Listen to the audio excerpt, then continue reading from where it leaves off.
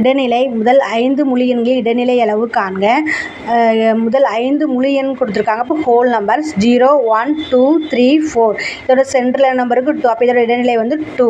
முதல் 6 முழு எண்களின் இடைநிலை அளவு கேட்டிருக்காங்க. அப்போ 0லேருந்து ஆரம்பிக்கும் போது 5 வரை கொடுத்துருக்காங்க. அப்போ சென்டரில் என்ன நம்பர்ஸ் இருக்குன்னா 2ம் 3 இருக்குது. அப்போ இதோட இடைநிலை வந்து 2ம் 3யும் ஆட் பண்ணி 2ஆல் வகுக்கணும். அப்போ 2யுமே கூட்டினா 5, 2ஆல் வகுத்தா 2.5.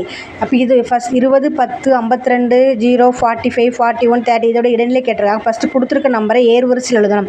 ஏறுவரிசையில் எழுதி மொத்தம் எத்தனை நம்பர்ஸ் இருக்குது? 0 1 2 3 4 5 6 7 நம்பர்ஸ் இருக்குது. அப்போ சென்டரில் இருக்க நம்பர் 4th நம்பர். இப்போ 38 தான் இடைநிலை. நெக்ஸ்ட்டு முகடு. முகடு வந்து கொடுத்துருக்க நம்பர்ஸ் எது ரிப்பீட்டாக வருதோ அதுதான் முகடு. இப்போ இதில் எந்த நம்பர் ரிப்பீட்டாக வந்திருக்கு? 6 6 6 இதான் ரிப்பீட்டாக வந்திருக்கு. அப்போ இதோட முகடு வந்து 6. முகடு மற்றும் இடைநிலை முறையே 60 64 எனில் சராசரி காணும்னு கேட்டிருக்காங்க. இதுக்கு ஒரு ஃபார்முலா உண்டு. முகடு ஈக்குவல் டு 3 இடைநிலை மைனஸ் 2 சராசரி. முகடு வந்து நம்மளுக்கு கொடுத்துருக்காங்க 60, இடைநிலை கொடுத்துருக்காங்க 64, சராசரி தான் நமக்கு தெரியாது. சராசரி தான் கண்டுபிடிக்கணும்.